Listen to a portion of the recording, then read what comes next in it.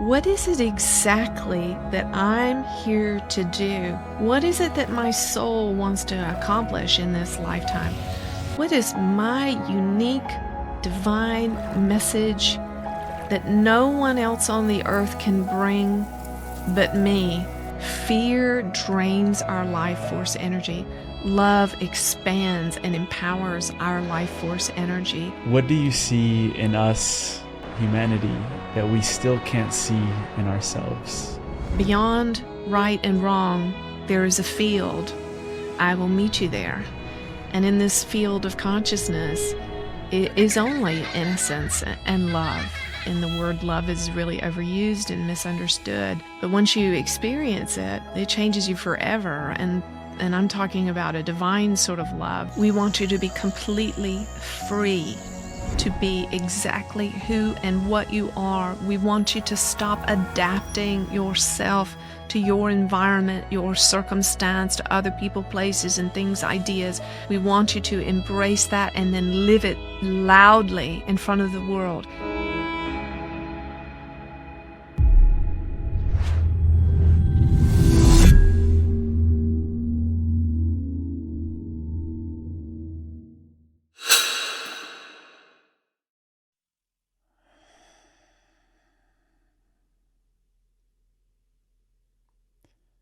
Anjie Hipple, welcome on Just Tap In. What are you most excited about globally and in your life? Well, I'm so excited about the joy that Judah is putting in me in such a tangible way lately, and just sharing it.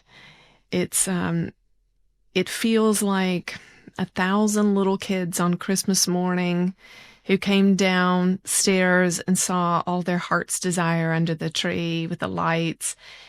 The joy that I feel, that's the closest way I can explain it. And I keep, Judah's giving me a new prayer to pray, and that is, Judah, show me how good life can get. And I'm feeling that. I feel like I'm walking on air. I'm having so much joy after a lot of suffering, human stuff that we all have. And I'm really excited about sharing that with people in a tangible, physical, energetic experience. I want everybody to feel that kind of joy. And everyone listening is deserving of that. Yeah, I've heard you talk about that there is this disease on our planet, and you've said it's that most people have never experienced true unconditional love from someone, and That's that right. we are starving for love in many ways. How do we cure this disease on planet Earth in order to see the best life possible for ourselves? Yeah, I mean, most people have never experienced unconditional love, and the few people that have had glimpses or moments of it, and even fewer still have an experience of it on an ongoing basis. And what people need more than anything, they don't need to be talked at or, pathologized or labeled or anything like that. They just need one person to look them in the eye and embrace them, every part of them, their good parts, their bad parts, the ugly, the all of it, to embrace them fully and love them. And this is what changes the world. And it sounds trite, and the word love is really overused and misunderstood. But once you experience it, it changes you forever. And I'm talking about a divine sort of love. And this is what I felt the very first moment that Judah came through. I was absolutely overcome with the feeling of being totally and utterly loved. And I have moments like that now as well. I was out of state last week, and I just finished an interview, and I was by myself in the hotel room alone, and Judah came and visited me, and I was totally overtaken with love, and every cell in my being was vibrating. I couldn't stop laughing. I laughed for 2 hours and couldn't stop, and clapping my hands and uncontrollably clapping my hands. It wasn't me clapping my hands, it was them doing it. And I can't even explain what this is like. And there's parts of my humanness, I sometimes hesitate to even share these experiences because I know that it hurts for some people that have never experienced that, right? But I have also experienced hell in a lot of it in spades. And so I do want to share it because Judah's constantly casting a vision of how beautiful life can be on our insides. It's not that we need to change anything about where we go or what we say or what we do or education or, what kind of things we listen to or don't, all that stuff. We can change all those things, but ultimately love is on the inside of us. It's what we are. It's our essence. And anything else that we think or feel or experience is not who we are.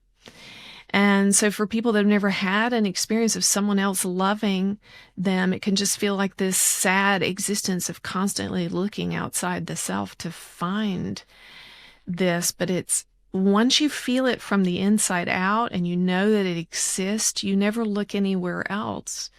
You realize that it's in you. As the Master Don Miguel Ruiz taught us, we are a magical kitchen. Inside of us are all the ingredients and to make this this magical food, soul food called love.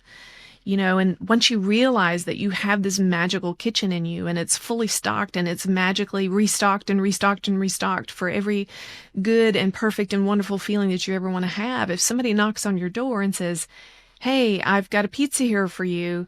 I'll give it to you for free, but in exchange, you have to do what I tell you to do and act how I tell you to act and be who I want you to be," you're going to simply say, "No, thanks," and shut the door. But until you have that experience, you don't know it. So even us talking today is kind of hopefully creating a hope for that in people. A hope that of that love and of finding it. Mm-hmm. And you were sharing that moment that Judah came to visit you in the hotel, Judah being the collective of angelic beings that you're a part of and connected to. Mm-hmm. And you mentioned that they were clapping their hands, which for me, it's an act of celebration. Absolutely. What do you think they've been celebrating for where humanity is in its current timeline? What are they celebrating in us that they're seeing? Yeah. And from time to time when I'm working with an individual, they'll start this clapping and I won't be able to stop and they just keep on. And they're celebrating like every little glimpse that we have of our beauty, of our perfection, of our innocence, of our purity. The celebration is like off the chain. They celebrate anytime we make a choice to love and accept ourselves. They're celebrating. Anytime we have a thought that's a true thought about our innocence and our perfection, anytime we make even the slightest bump up in that consciousness or learn how to navigate the field and change our reality, they're applauding that. And anytime we take responsibility as a creator, they're there supporting us. When I came into the segment of my life where Judah came in this really pronounced and obvious way, I was suffering from complex PTSD from religious trauma and narcissistic abuse. And I'd had a lifetime of this stuff, a lifetime. Any awareness that we have when we're able to love ourselves, even our dark parts, our hedonistic parts, our narcissistic parts, our victimized parts, when we can love those parts, the parts that we're ashamed of, that we don't want anybody else to see, when we really embrace those, then this freedom and this explosion comes of this joy. Even after Judah came and had been with me for a long time, I would still struggle sometimes with these fits of rage from, when I was victimized. I was very young. When you're attacked, when you're very young, or even when you're older, what do? You kick, you scratch, you bite, you throw things, you do whatever you can do to live and not die. And this little 5-year-old part still existed in me, and she would come out from time to time when she was triggered by something going on in the environment.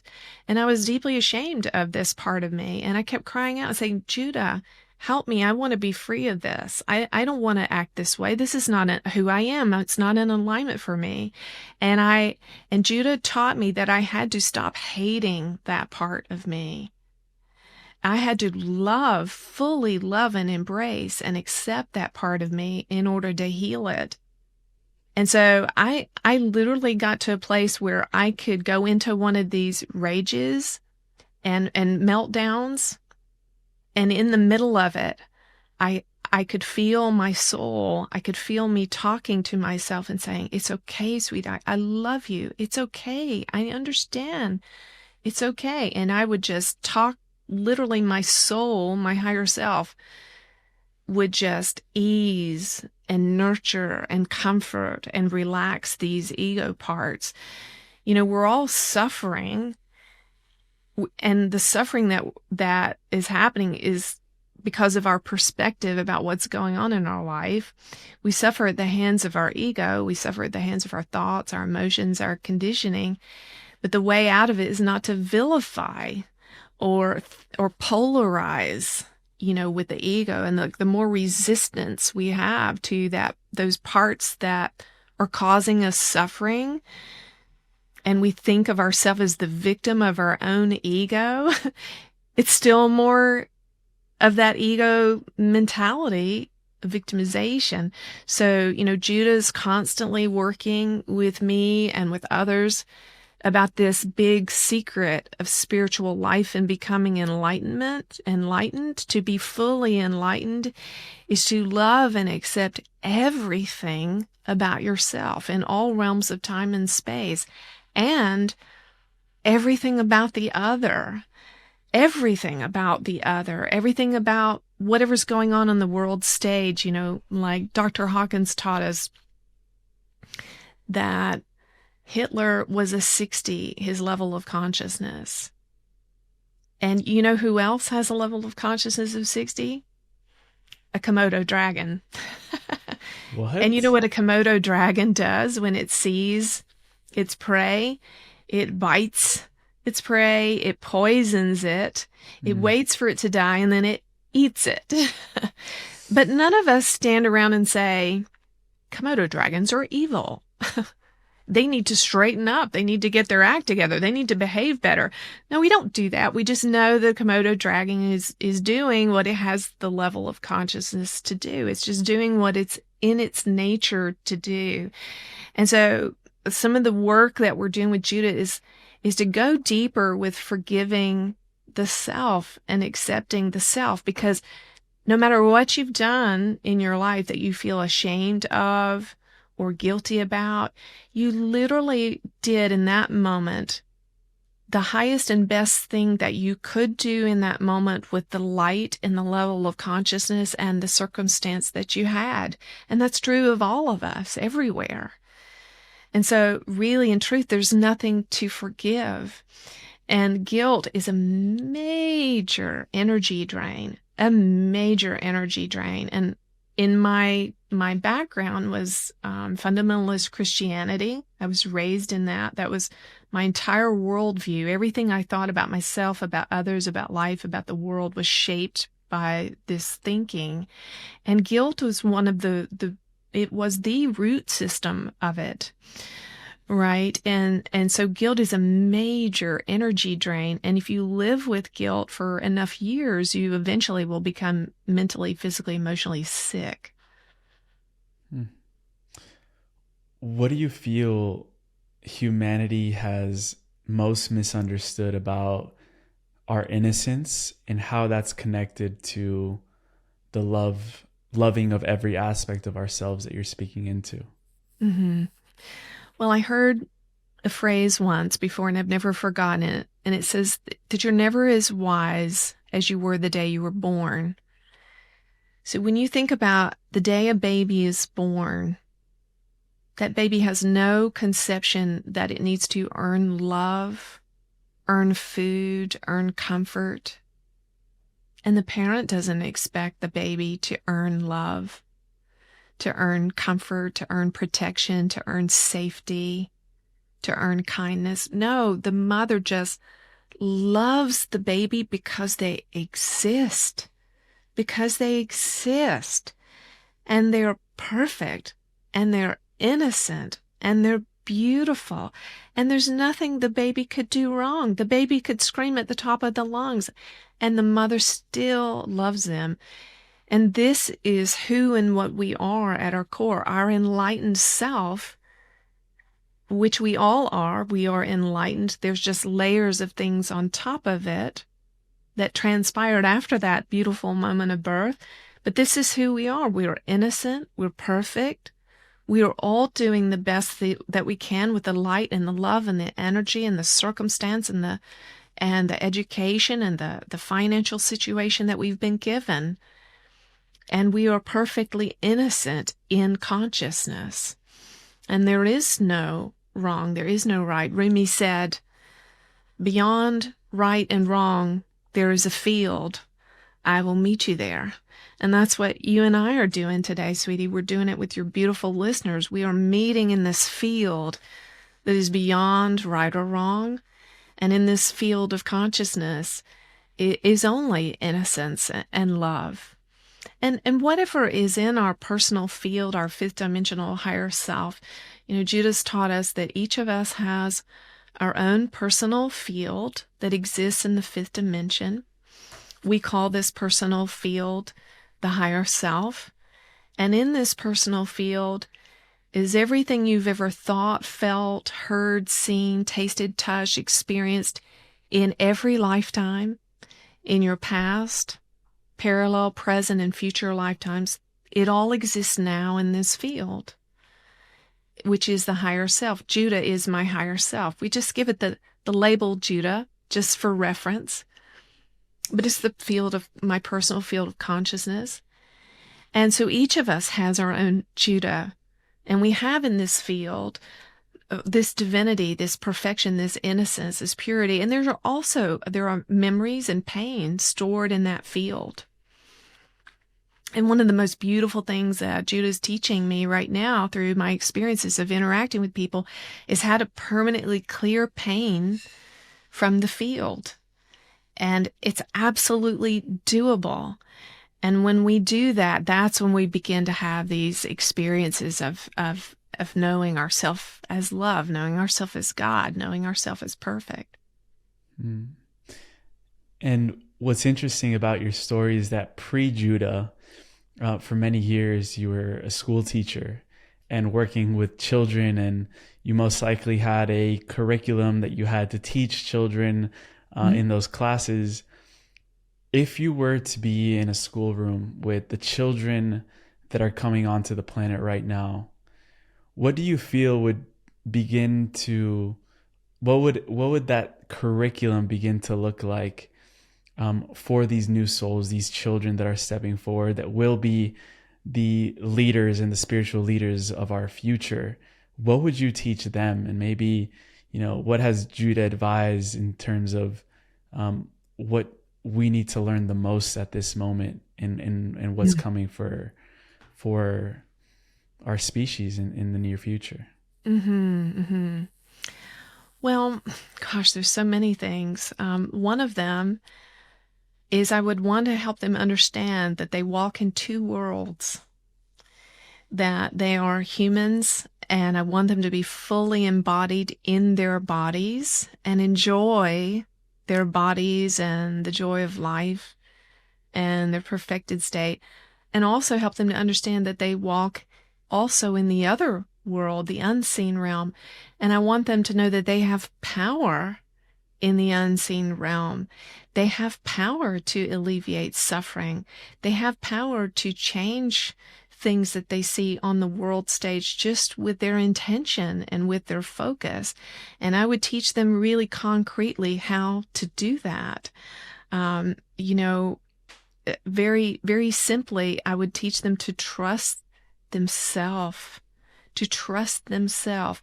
You know, just because someone is older than you, bigger than you, has more money than you, more status, more influence, doesn't mean that they know better than you, right? And especially for young people, I want to say to trust your gut. I said one of the most damning things that I was taught from a very young age is that people are born with a sin nature. People are born wicked. There was a Bible verse that was used repeatedly with me through my childhood and into my adult years that says the heart is deceitful and desperately wicked. And so I was taught that I could not trust my heart. I could not trust my gut and my own instinct. And so because I believed this to be true, then I was always looking outside of myself for someone that I could trust. You see, but now I know that I can trust myself. And one of the important things I would teach them with that is that everything we do in life is either supporting our life or consuming our life. There is nothing else. It's either supporting our life or draining our life force energy. Fear drains our life force energy. Love expands and empowers our life force energy. So I would teach them to be in their power, to own the power over what they think, what they see, what they eat, what they feel, who they're friends with, where they go, and not give over their power to ideas, to people, to places, to organizations, to dogmas, even in the New Age culture. Sometimes young people quit thinking for themselves and quit trusting their gut, and they just assume that somebody like me knows better for some reason. Judah never wants people to do that. Anything that you hear on a broadcast like this should just confirm to you what you already know to be true in your own inner being. And if it doesn't align for you, release it. Mm. Yeah, a little personal anecdote there is when I started waking up, I was reading books like an animal. I was just devouring book after book after book. And there was a spiritual guide that came to my mom and he told her, your son's not reading to learn anything. He's reading to remember what he already knows. And that's exactly what we're doing here with, the community, the listeners. We're just helping each other remember and walk back home, as Ram Dass would say. Another part of your story is that you're also a singer, and you've recorded several records and songs, and you have amazing cool new projects coming up, and you're also a channeler. And both of those things, what they have in common is you're using your voice. So I'm really curious to know, what is the common thread between those two different expressions that you feel intersect in your work and in the power of speaking our truth? Well, for me, music, it was always such a joy for me. And it was a very personal expression. And I grew up singing in church. My father was a pastor. And when I would sing, I would look out at my dad sitting there in the audience, and the tears would roll down his face. So there was this heart connection, right? I knew that it moved people on a deep level. And not only that, it gave me the love of my daddy. So there was kind of a double bind in there, and a lot of ego wrappings on that. But when I would sing on a platform, I would get lost in presence, and I felt like I was more in my skin than any other activity that I did. And so I kept being drawn back to that.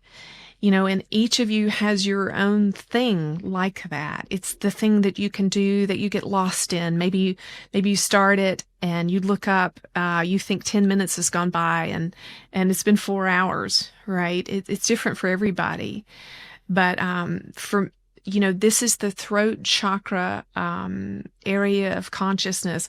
Once we've entered into, Judah teaches that we spend a lot of time helping people learn how to actually calibrate tangibly their level of consciousness, because this really empowers people.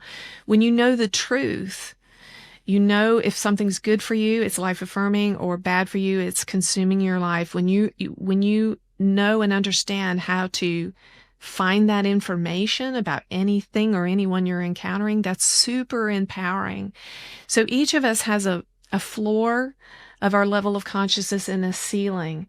And even you showing up and being here for this conversation is going to raise both the floor and the ceiling of your level of consciousness. So that's something I'm constantly praying for people as I work with them. So you can think of it like the thermostat at your house, right? You set it to that perfect temperature that you like. So it can be super hot outside or super freezing cold, but your thermostat keeps it at that set point, right? So it will just keep gravitating back to that set point. So what we're wanting to do always is elevate that set point. First, we want to elevate it into this heart space of the heart chakra. Yeah, we want that to be your floor, that your level of consciousness never dips below that. Yeah, the weather, somebody might cuss you out or something, and you might get mad for a second, and you might dip below that set point, but you'll come right back to love, right back to unconditional love. So that's the first job of our spiritual work, is to get your level of consciousness there permanently and sustainably. And I'll just tell your listeners how you can know that you're there. You'll know that you're there because you love everybody all the time, no matter what they say, no matter what they do. You might be frustrated for a moment, but you'll come right back to loving them. Yeah. Now, most of the people that I encounter in this work, when they first begin their spiritual practice, they're more just below the heart chakra and the solar plexus. Yeah, and that's where most people start spiritual work, and that is a beautiful place to be. And the work of the solar plexus is to take back your power. And that's what you were doing, sweetie, when you were reading those books. You were like, wait a minute, I'm not sure I believe all the BS that I've been told. I'm not sure. I'm going to take my power back from what I was told. I'm going to find out the truth. That is a yellow ray task, and it's a really important one. And so we start there, and then we elevate into this love space. And then once you're there and you're living there sustainably, you know it, because you allow people to be what they are. You allow yourself to be what you are. You love and accept it all. You feel that. You live in that state. Then the next one is this throat chakra, and that's what you're alluding to with the singing and the channeling. What do those things have in common? Well, they have everything in common, because the task of the throat chakra is for each of us to find out, what is it exactly that I'm here to do? What is it that my soul wants to accomplish in this lifetime? What is my unique divine message that no one else on the earth can bring but me? You see, Judah showed me once a diamond, a massive diamond that could fill up galaxies, right? And said, this is God. And this diamond had billions of fractals or facets, yeah? And so each one of us is a facet of this diamond. And so when I talk to Emilio and spend time with Emilio and look at Emilio's eyes, I'm seeing a part of God that no one else in the universe can show me but Emilio, you see? And then I'm expanded because I know more of God. I experience more of God. I am more of God because I have seen this beautiful facet called Emilio. I see each one of you listening is one of those facets. So the task of the throat chakra is, in the realm of clearing the ego, is to identify where you're still not speaking your truth. Where are you giving up your voice? Where are you silencing yourself? Where are you still going along to getting along, to get along, right? What's your truth? Are you speaking your truth? And allowing times in your life, in this life or in past lives, that are that pain stored in your field where you were told to be quiet, or no, that's not right. When you spoke up and you were told, no, that's not right. You've got it all wrong. To identify those things.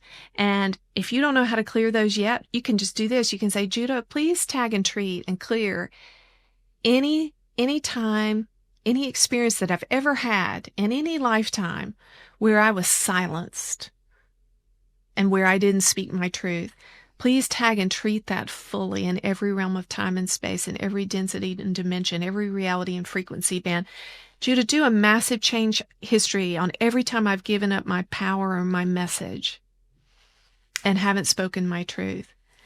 And so then everybody's throat chakra looks different. For some people, it's dancing. For some people, it's writing.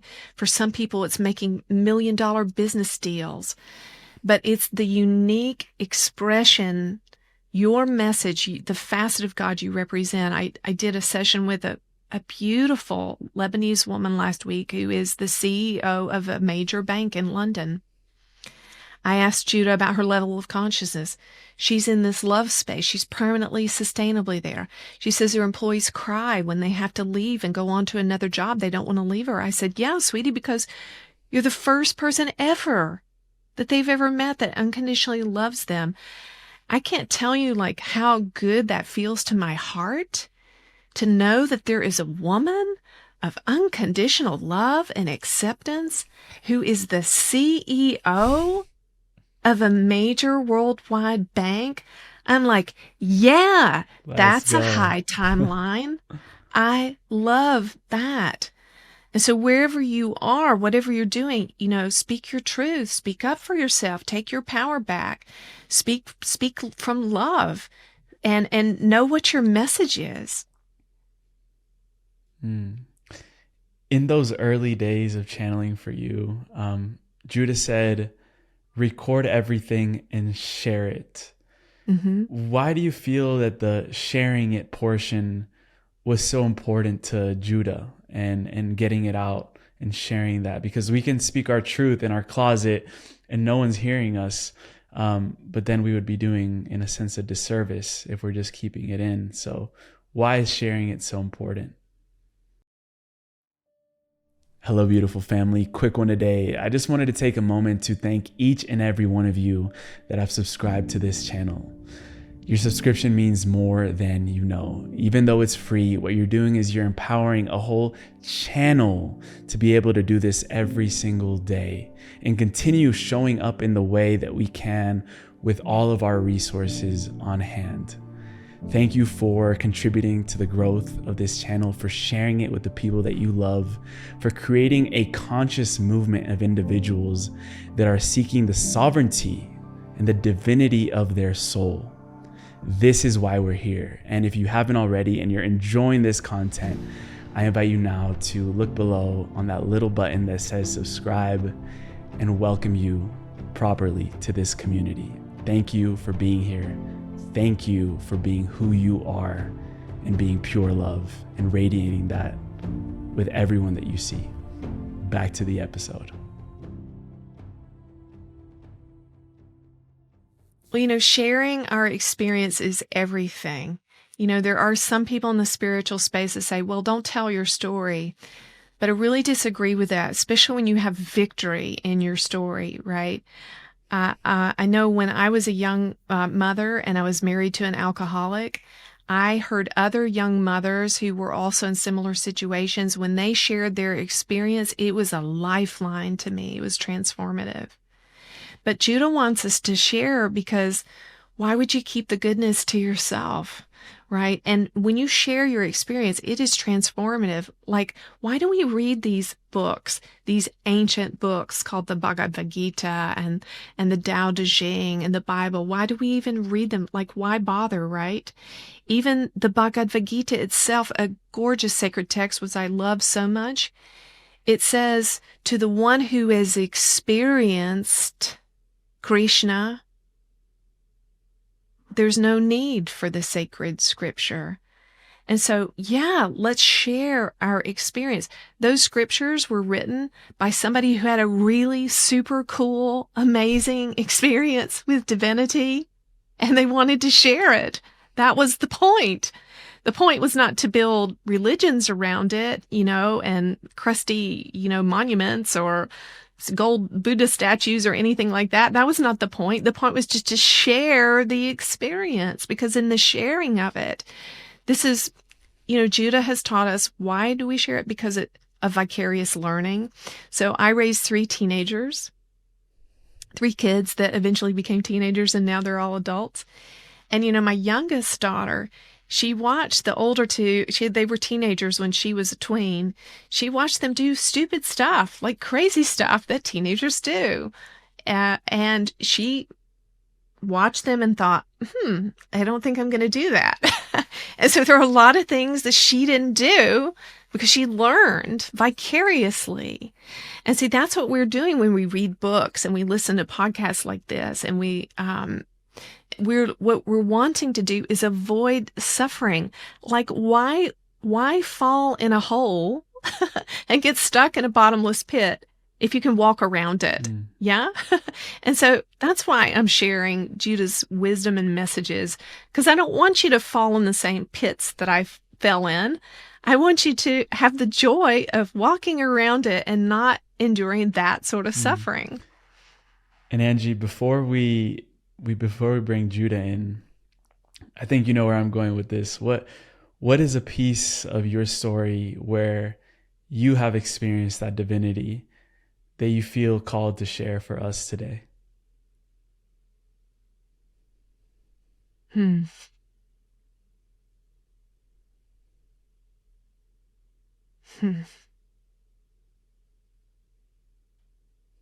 I wish I could put words to the bliss and the joy. And I just would say to everybody, just keep going. Don't stop. Keep moving forward. It's there for you. We're in a time where so many thousands upon thousands of us can become enlightened beings. Times are changing. It's not going to be just the guy on the platform with $1 million book deal, right? Or the guru. Yeah.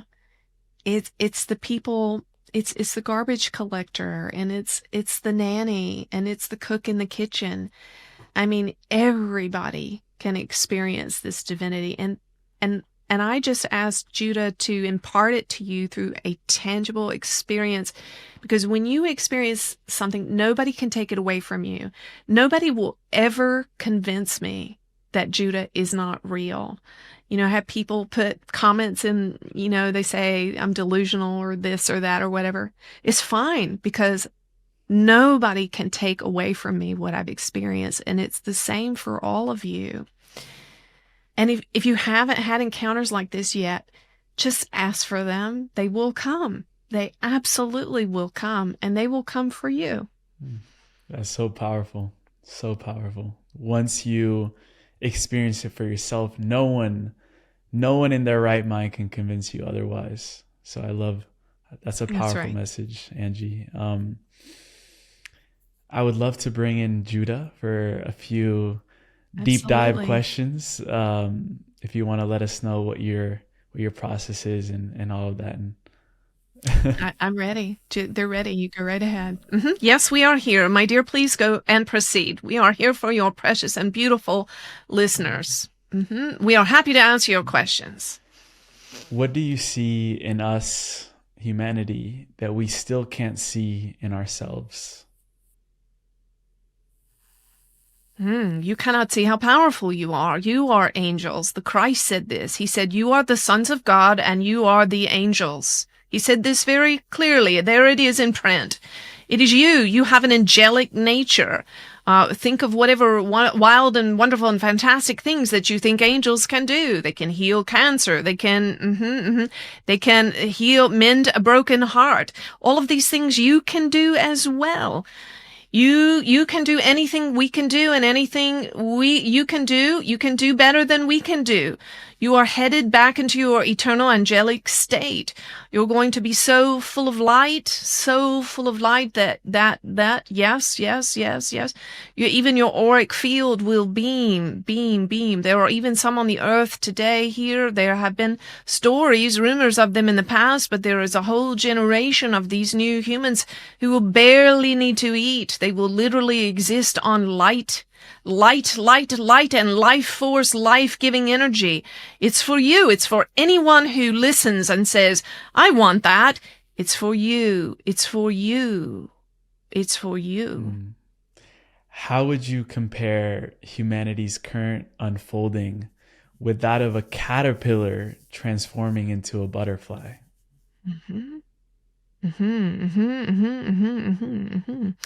Well, the ego is a cocoon. It is a silken cocoon for you. And it, as this vessel shared with you earlier, it's not to be vilified. It's simply a safe space for you to undergo your transformation. And everything going on in your life are these silken threads.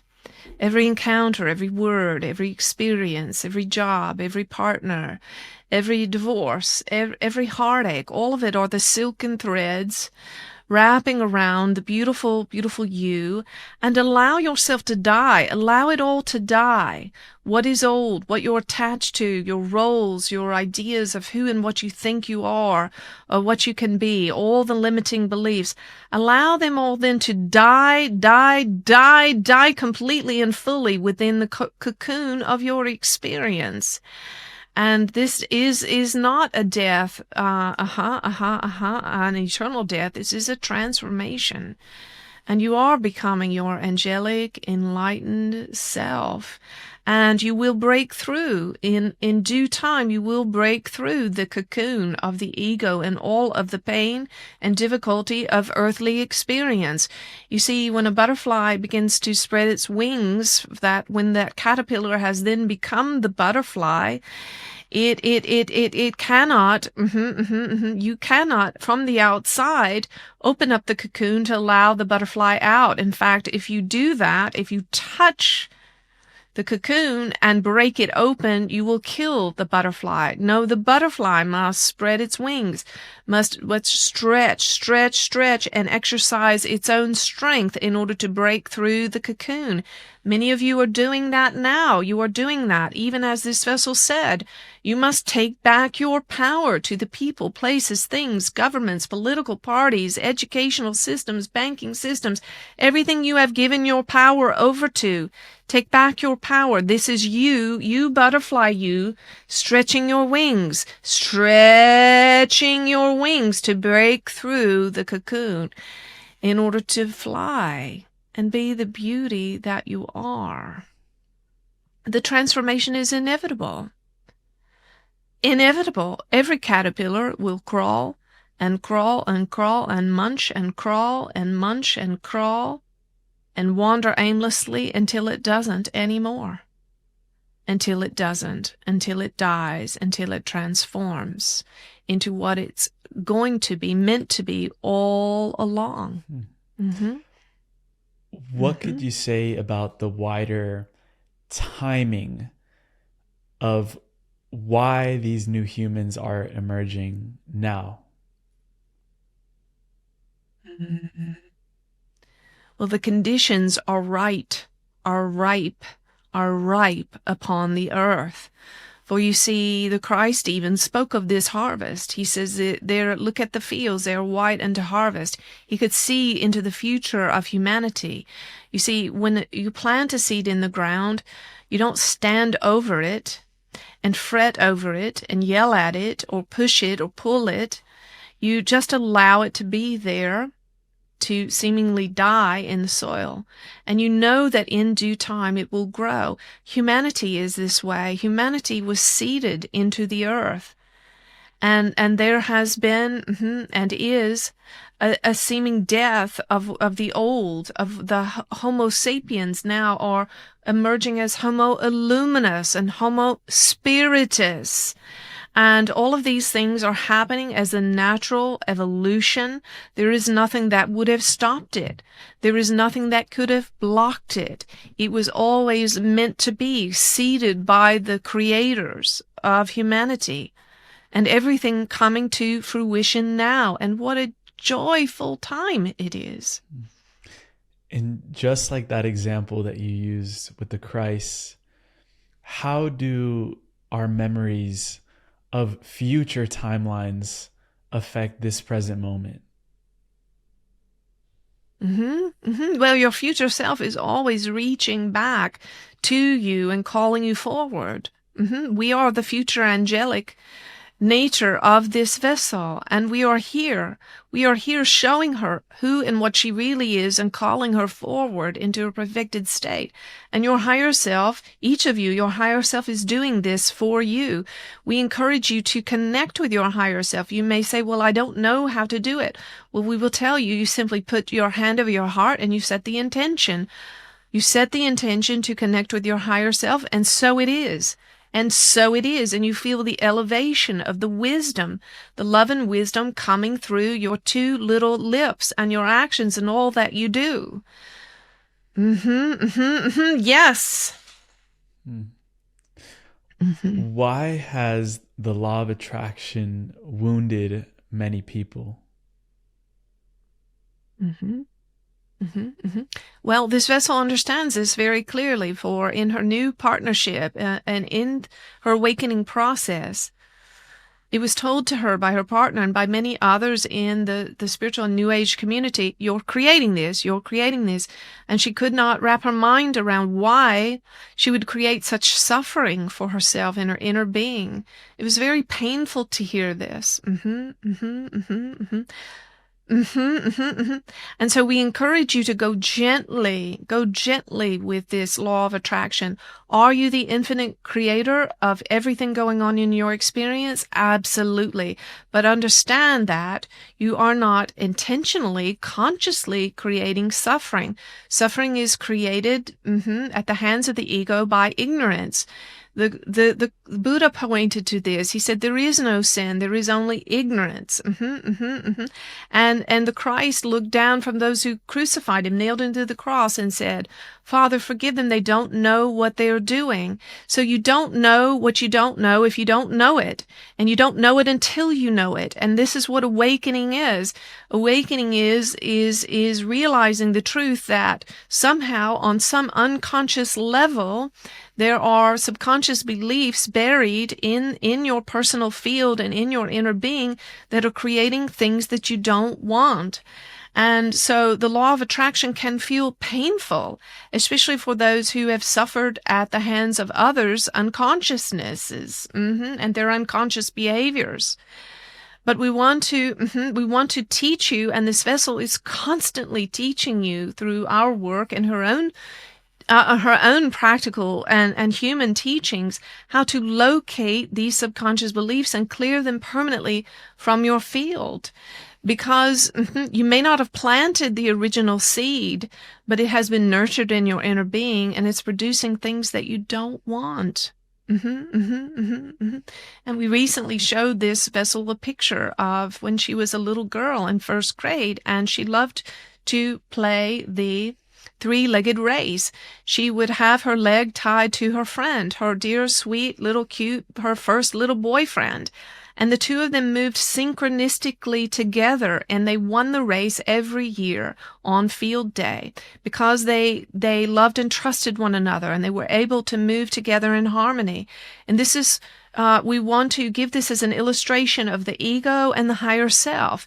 Okay, we want you to be tied your ego to your higher self with unity, with love, with acceptance, with forgiveness, accepting every part of yourself so that you can move together as one to win the race, the ego and the higher self together in perfect harmony and unity, moving as one to win the race of your life, to win the prize of your fully enlightened state. But you see, for most of you, you are instead tied to some other classmate that you don't jive with, that you don't understand, that you don't groove with. And you're tied to these ego aspects of yourself. Your higher self is tied to these ego aspects that want to run in the other direction. That want to run in the other direction. And what is tying you together? They are subconscious beliefs like, I'm not good enough. The world is a cruel place. Beliefs like there's not enough for me. The beliefs like I'm never heard. No one listens to me. No one cares. And many multitudes of these different beliefs. And these are like these ties tying your leg to the other, to your ego, and your ego wanting to run in the other direction in fear. And so you never get anywhere. You're not getting anywhere. Your ego's running in fear, and you consciously wanting to move forward to your enlightened state. And so you're just pulling against each other. And so what we are constantly doing with you, my dears, is untying these subconscious beliefs so that you can run free and be your higher self. And you may feel overwhelmed even by us sharing this. You may say, well, I don't know what my subconscious beliefs are. Well, we can tell you, you can figure out what they are. It's common sense. If you have the fruit that there's never enough money at the end of the month, if you have the fruit of continually that you are not able to pay your bills, not able to do things that give you life and make you happy because there's not enough money, we will tell you that you have subconscious beliefs there. And there are many that they could be. They could be imprints from, let's say, your father. We spoke to a young man recently who was a very hard-working young man, and he was an immigrant, and he gave all of his money to support his family here and sent much of it home to his mother country to support his family there. And he worked so hard, and he never had enough. And there was a reason for this. When he was a very young man living in his mother country, his father was a drunk, and his father would take the television and sell it to buy beer. And he even once sold their home in order to have money to buy alcohol. And so this young man, very, very small little boy, was imprinted with the belief, no matter how hard, he even worked as a child. He worked as a child to help provide for his mother and his siblings and his drunken father. And so he had a deep imprint in his subconscious being. It's in his field, as this vessel spoke to you earlier, a pain in the fifth dimensional aspect of his inner being. The imprint was, no matter how hard I work, my family will take everything I earn. And so he's experiencing this now as a young man. And so it's a very simple thing to do. The moment you are aware of it, you say, Source, Universe, Judah. If you don't know your own Judah yet, if you haven't come into that intimate connection yet, we would love to be a surrogate, a midwife for you during this time until you know your own Judah, your own higher self. And you can simply say, Judah, please tag and treat this belief that there's not enough. And no matter how hard I work, my family will consume everything I earn. Please tag and treat this belief, clear it in all realms of time and space, in all densities and dimensions, in my past, parallel, present, and future realities. And we will clear it, and it will no longer be a part of the story of your soul. You see, each of you came into this incarnation with certain pain and experiences. It is called karma. It is things from your past. And you came into this incarnation with the intention that you wanted to permanently clear this suffering from your experience forever, forevermore. And you will do it. Some of you will begin to do it even now as a result of hearing this conversation. It will come into your awareness. Oh, yes, this thing that I suffer from. Yes, my mother and my mother's mother died of cancer, and now I have cancer. But right now, right here, right now, I'm going to clear cancer from the story of my soul and the story of my ancestors in every realm of time and space. And this shall be my legacy, that my body is mine. And it does not belong to disease. I am mine, and I can heal myself. And for each of you, the story is a little different. But we're here to give you these keys to the kingdom, for you are sovereign over your own life, and you can begin to instruct and command and teach your subconscious. And your superconscious, your higher self, can clear all of those false and limiting beliefs from your field so that you are no longer subject to them anymore. And once you have done that, my dears, we will teach you how to clear the fields of others. Judah, it happens to me that when I hear something that rings true in my body, I get emotional. And I can sense that that's happening for many people. So I would like to ask you, when someone cries or feels emotional while hearing a truth, what is actually happening in their energy field or their soul, their higher self in that moment? Well, dear, your teardrops are these fractals that we spoke of earlier, these diamond fractals. And every tear that you shed is captured in a vial by your beautiful angels and presented to your Father, Mother, God as a sacrifice of praise. Your tears are precious. They are precious, and they have eternal worth and value. And we have said many times through this vessel, one of the problems in the world today is that people's hearts have grown hardened towards one another.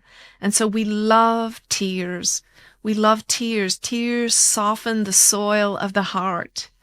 You see, a seed that is sown on a hardened ground that has not been plowed or plowed by the circumstance of struggle and softened by tears, these seeds will not grow. They will simply lay upon the soil and produce nothing. And so your tears are beautiful. We love them. Let them soften the soil of your heart so that goodness can be planted in you and begin to grow. Emotion is beautiful. We love your beautiful emotions. Love all of your emotions. Embrace them and allow them. Never judge them. What is the kindest, most healing thing that we can say to our inner child today?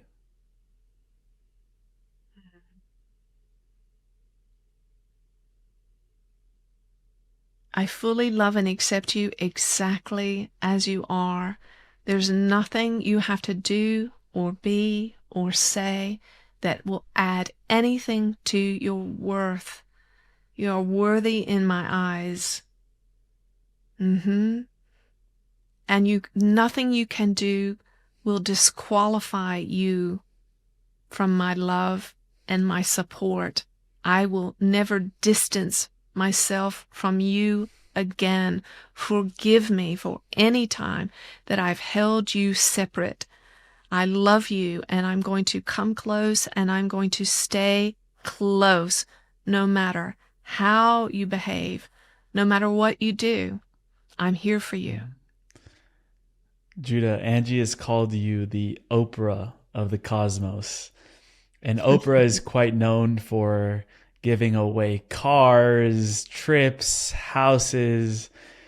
You know, what's the ultimate giveaway that you hope that every soul receives with your energy and your messages? We want you to be completely free to be exactly who and what you are. We want you to stop adapting yourself to your environment, your circumstance, to other people, places, and things, ideas. We want you to be fully yourself, your authentic self. We want you to embrace that and then live it loudly in front of the world. And yes, we are like an Oprah of the cosmos. We give many, many, many gifts of freedom, and financial freedom is one of those. We have given to this vessel complete and total and complete financial freedom.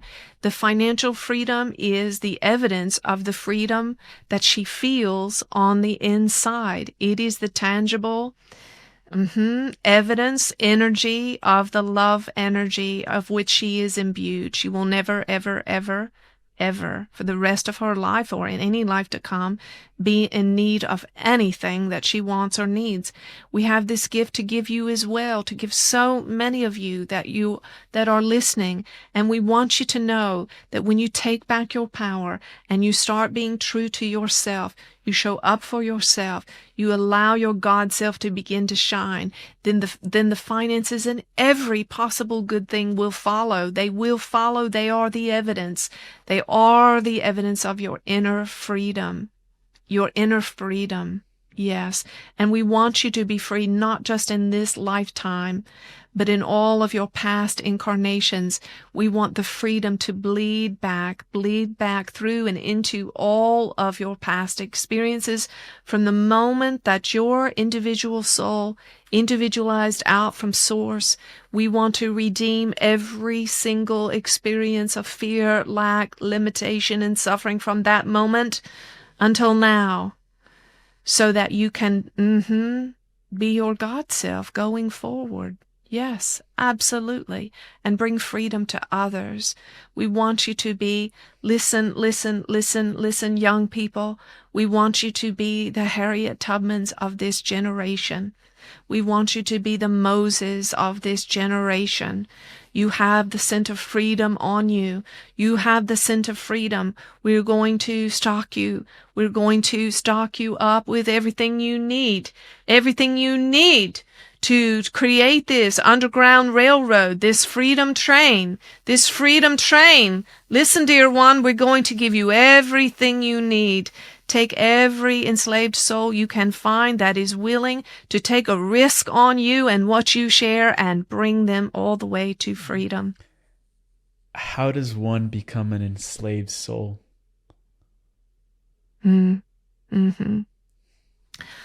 allowing the perfection that you are, allowing yourself to adapt and be something that you are not, in order to survive, in order to get along, in order to go along, in order to avoid suffering. Now we understand when you are young, when you are a child, you have to do this. You have no other choice. You have to adapt to the situation that you are in because you are young, you are vulnerable. You have to please, fawn, freeze, fade, flee. You cannot run from your parents. You cannot divorce them. You cannot divorce the religion or educational system that you are raised in. You don't have the option to flee or to fight back because you are young and you are vulnerable. And so you fawn, and so you freeze, and so you fade, and so you adapt who and what you are in order to survive. But now you are not a child anymore. You are not a child. You are not a child. Your inner child is your higher self. But you are also an adult. You are a big, big, big cosmic spiritual giant. Take back your power now. Don't adapt yourself to anyone or anything in order to please. Be true to yourself. Be your own best coach, cheerleader, challenger, supporter. Judith, thank you so much for your abundance of wisdom and really metaphorically breaking the chains from ourselves that we've placed and allowing us to tune in and tap into that freedom. I know it's going to carry waves over into each of our lives. You give us so much joy. We are so pleased. Me too. Thank you. Welcome back. Thank wow. you. Wow, what fun. What do you most remember from that segment? Oh, I just feel their pleasure and joy in us and just their total unconditional acceptance. And I really feel how pleased they are with with you and with everyone that comes to this conversation. And I know that they want us to feel that about ourselves and toward Yeah. ourselves. We're doing the work by just showing up and Hmm. yeah, That's opening our right. hearts to this energy and finding, not even finding, but just allowing ourselves to come to conversations like these in itself is already a huge step in our journey. Yeah. Just showing up, that's all that's required. That's it. Just Mm. showing up. If the Anjie, you just before awakening were to see you now, what do you think she would say? I knew you were in there all along. Just couldn't figure out how to get to you. Mm. Yeah. Yeah, I knew you were in there all along. Yeah. Yeah. It's such a good feeling, my prayer for you and your generation and my children, grandchildren is that vicarious learning, that it will be so much easier for you. And I had to let go of a feeling of regret, of being subservient and succumbing and going along with so much garbage for so many years. And for me, my particular brand of that stuff was that really deeply entrenched legalistic religious thinking. Um, and so when I went through my awakening for a few years, I felt a lot of remorse and was kind of upset with myself for putting up with so much of that and for taking so long to figure it out. But I learned to forgive myself for that too and let that go and just be grateful. Be grateful that I even experienced an Mm. awakening. Yeah, because you talked a lot about your sort of religious background and upbringing. What do you feel now?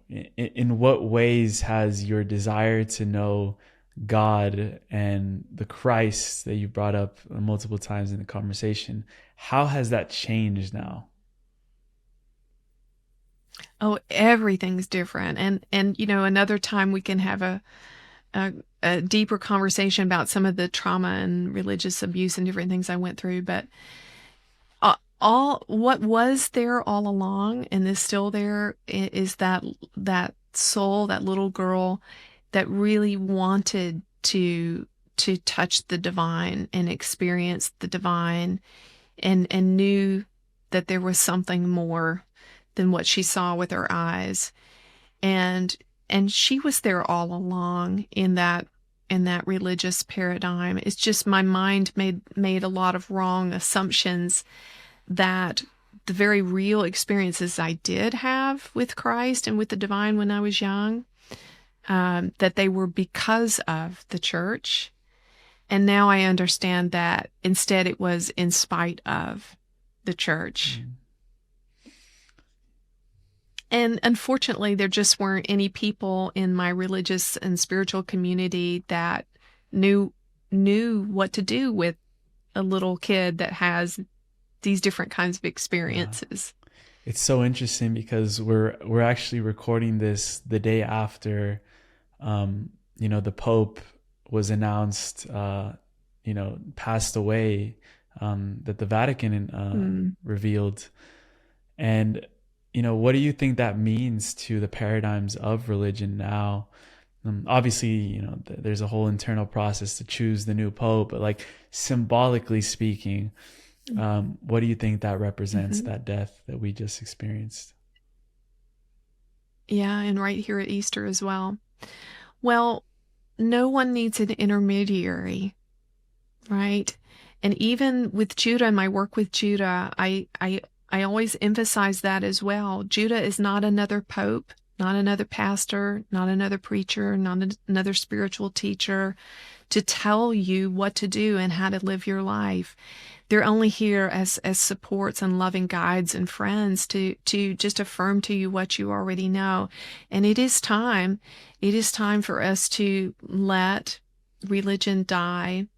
There are some people who are having positive, life-affirming experiences in religion, and that's okay. But for the mature, it's time to leave that, to let it go completely. Judah shared in a channeling last week, when asked about religion, they said that when you're a little child, you're 5 years old, and you have a pair of shoes that fit, and they're comfortable, and you can run and play in them, and you love them. But when you're 18 or 20, if you're still trying to stuff your foot in that little shoe, it's just ridiculous. And we're kind of at that point where if we're going to be spiritually mature people, enlightened people, fully self-realized people, we have to stop stuffing our big cosmic experience into the little shoes of religion. It's just a container that's constrictive, and it's not life-giving. So the moment that the religion that you're affiliated with is requiring you to compromise who and what you are, squelch yourself, make yourself small, silence yourself, it's time to go. It's time to go. Yeah, and Anjie, I've only heard one person that I've met, in my life openly say, I'm going to become enlightened in this lifetime. And I know all the teachings of Judah have been about reaching those states of enlightenment. So are we really that bold enough to think that we can reach enlightenment in this lifetime? How do you see it? Absolutely. And when you reach it, you will know it. And no one will be able to tell you anything different. And you'll be absolutely certain of it. And you will have people in your life that will confirm it to you. And, Dr. Hawkins taught us that the spiritual pride, he found that in the journey of consciousness from 0 to 1,000, 0 being, the lowest level of unconsciousness, 1,000 being the level of Jesus, the Christ, the Buddhas, the Krishnas. And, he taught us that at 1,000, beyond 1,000, our physical bodies can't contain the energy, the life force energy anymore of the enlightened state, and most people tend to move on. As a matter of fact, about 50% of people, once they cross 600, choose to leave the body. But is it okay to say that? Spiritual pride will try to come in. Dr. Hawkins taught us that it will try to come in at every level of consciousness, all the way up from Spiritual 0 to 1,000. pride. Interesting. Spiritual pride, he said, it's the one aspect of the ego that can come at any level of consciousness. But I say that, but there again, the ego even wants us to be afraid of spiritual pride. Don't be afraid of spiritual pride. When we notice it, when I notice it myself, I say, Judah, please tag and treat that pride. Do a massive change history. Judah, remove everything in my field that's spiritual pride. And I feel it. I feel instantly a shift, change, moving away from that, because I know what that is. That's just fear stuff, right? But can we be enlightened? Absolutely. Sweetheart, you're going to be enlightened in this lifetime. I'm going to be enlightened in this lifetime. There's nothing wrong with having a dream for that. And we want, Judah told me this in channeling, told me that there will come a time in the earth experience where everyone on the planet who is a human being living and breathing will be a fully enlightened being at that level of 1,000 or higher. So if we want to embrace this beautiful dream, we have to allow for it.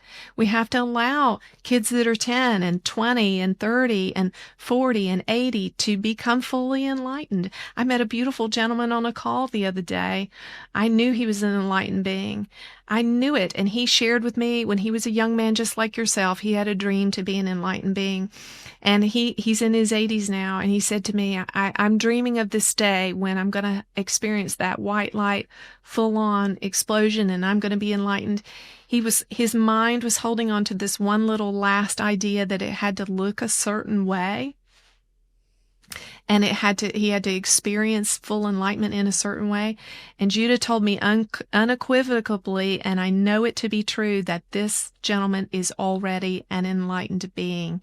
When I calibrated his level of consciousness, it was 998. Was he floating?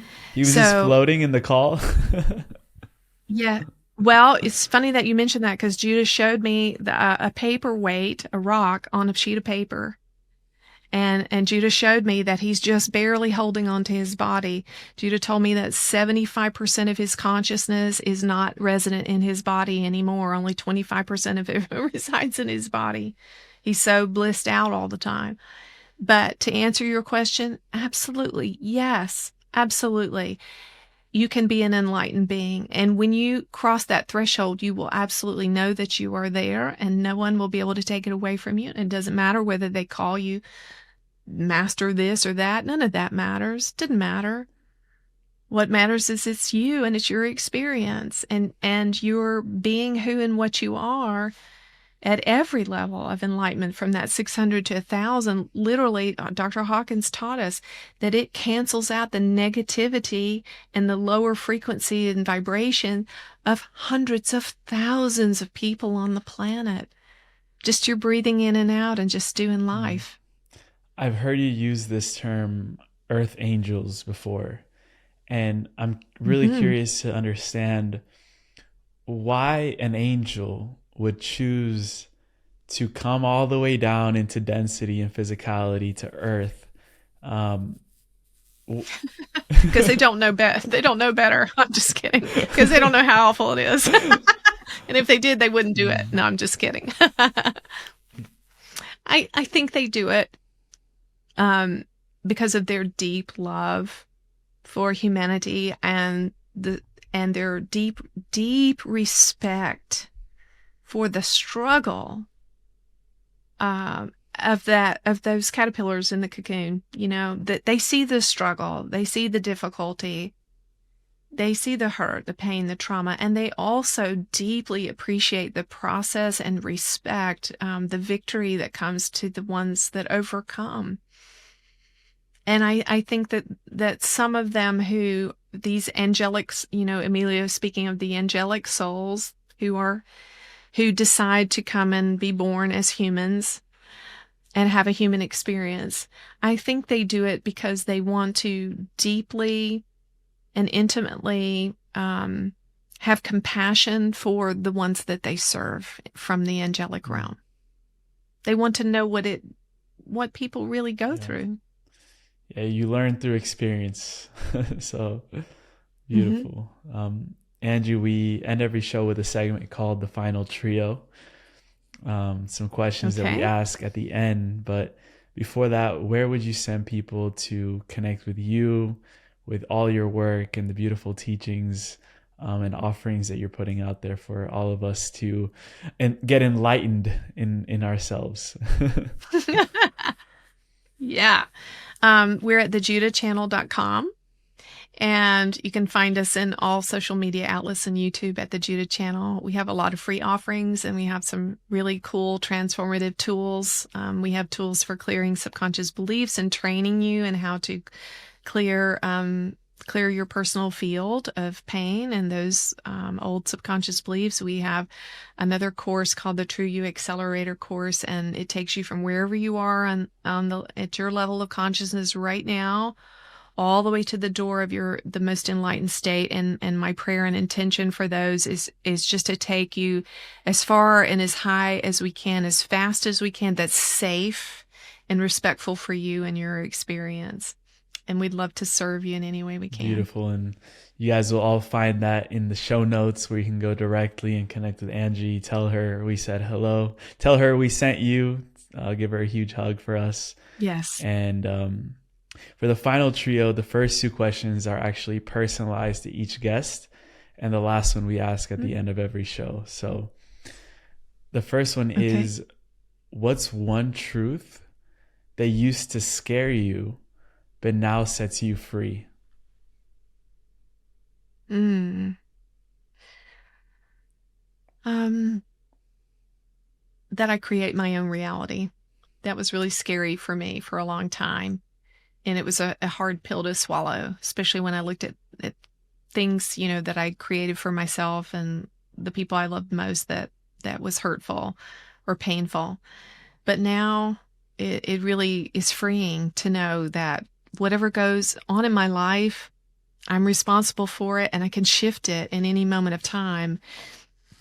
And the further I go and the more beautiful things I can create, the more excited I am about that. And I don't know if you remember, but we talked with Judah about the wound of the law of attraction. So that's a big one Yes. right there. Like, even though we might say we are creating our reality, but depends on where we're perceiving that information from. Because if we're in sort of a victim state and someone tells us you created this, it could actually hurt us even more to even know that. So now you can look back and use the law of attraction in your favor because you're perceiving it from a different level of consciousness. Yeah, so the accompaniment, what needs to accompany that law of attraction is total and complete non-judgmentalism of the self. Yeah, yes, I created this. I have no idea why I created this crappy thing, but I trust that on some level of my soul, it's for my good.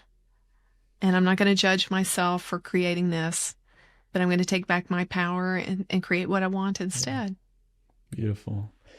For the second question we have is, if every listener's higher self was tuned in right now, what message would Judah transmit directly into their field? Mm-hmm. Mm-hmm. Mm-hmm. That all the wisdom of every lifetime and every experience you've ever had is available for you right now in the field called the higher self if you just tap in. Ooh, I like the plug. I like it. I like it. I love it. I love it. little marketing promo in there from Judah. That's the Oprah part coming It's out. Oprah. I love it. Love it. This last question, this is really also about legacy. I feel like what we're co-creating, all of these shows, all of these, when they come together, it's going to be a legacy that we're leaving behind for the next generations.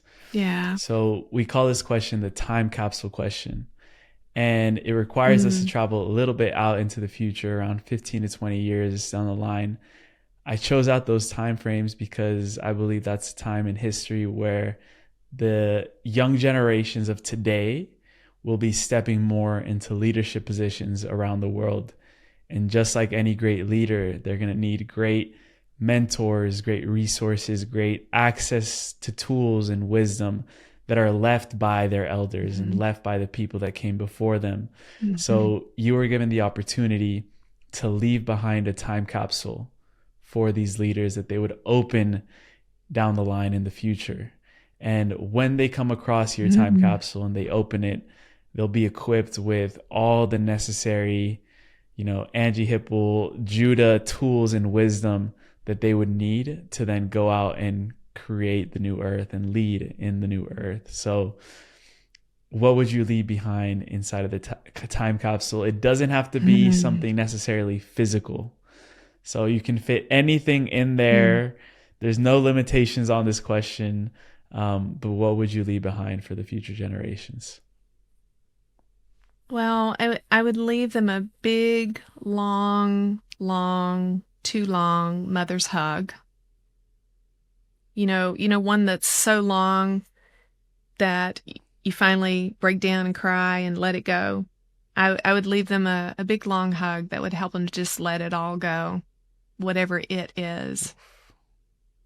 And I would leave my experience and what's worked for me because that's what wisdom is. It's whatever's worked. I would leave them the Tao Te Ching, the Bhagavad Gita, and $10 million Ooh, for okay. each With that, one. okay, now we're talking. Now we're talking. That's the first time I heard that. $10 million. Yeah, Love it. why Why not? not? Why Why not? not? Yeah, you know why? You know why? Because every young person deserves the freedom to be who and what they are without working themselves to death or being chained to an office or a computer or a business that doesn't share their values. They deserve that. You deserve that. If I could do that for them, absolutely I would do it. It's almost like we should be Freedom. compensated to the degree that we're operating from our gifts and from our authenticity and from our Yes, passion and love for service in the world. exactly. That would be a world I would like to live Exactly. in. Yeah, and if doing that would help a young person to just be their real true self and follow their passion, absolutely, I would do it if I could, for I love sure. that. Anjie, it's been a pleasure, an honor. Just so It has beautiful getting been. to know you and being in the energy field that surrounds you of 350,000 angels. Oh my God, I don't know how I'm still sitting, you know? But I appreciate you so much, so dearly. You told me that you feel like We a mother appreciate to you me, and too. I feel that energy as well. So I do. thank you so much. And I know we're going to continue this for many, many, many more times to come. So I'm excited for what we'll I would create love to together. do that. I would love it so much. Thank you, Thank dear. you.